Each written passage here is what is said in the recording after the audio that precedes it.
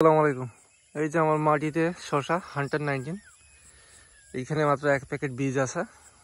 জায়গা আরও পড়েছিল কিন্তু লাগানোর সময় হয়নি।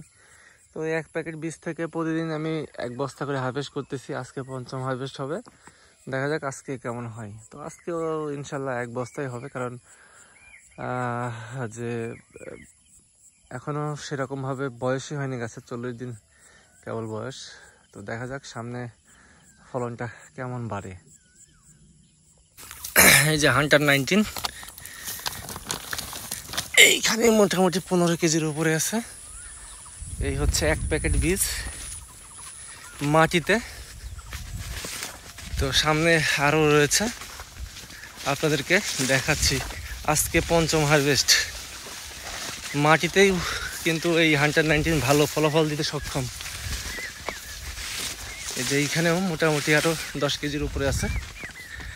আর এইখানে এই বস্তাটা লোড হয়ে গেছে, সবই এই হান্টার 19।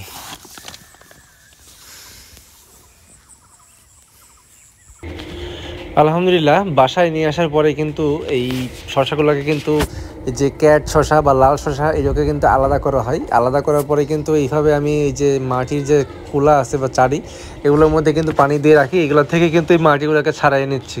তো দেখেন, পরিষ্কার করে বাজারে নিয়ে গেলে কিন্তু এটা দেখতে খুব ভালো লাগে, কারণ হচ্ছে এটা কোনো ছেলে খেলা নয় বা কোনো না, কারণ হচ্ছে যে বাজারে কিন্তু এটাকে পরিষ্কারভাবে নিতে হবে। দেখেন এখন কিন্তু পরিষ্কারটা শেষ। আমি মাত্র 2 ক্যারেট নিয়ে একটা বাজারে যাই এবং বাদ বাকি 2 ক্যারেট নিয়ে কিন্তু আমার আব্বু আরেকটা বাজারে যাই। দেখেন বাজারে আসার পরে এই শসাগুলোর কি লেস এবং কি কালার দেখা যাচ্ছে।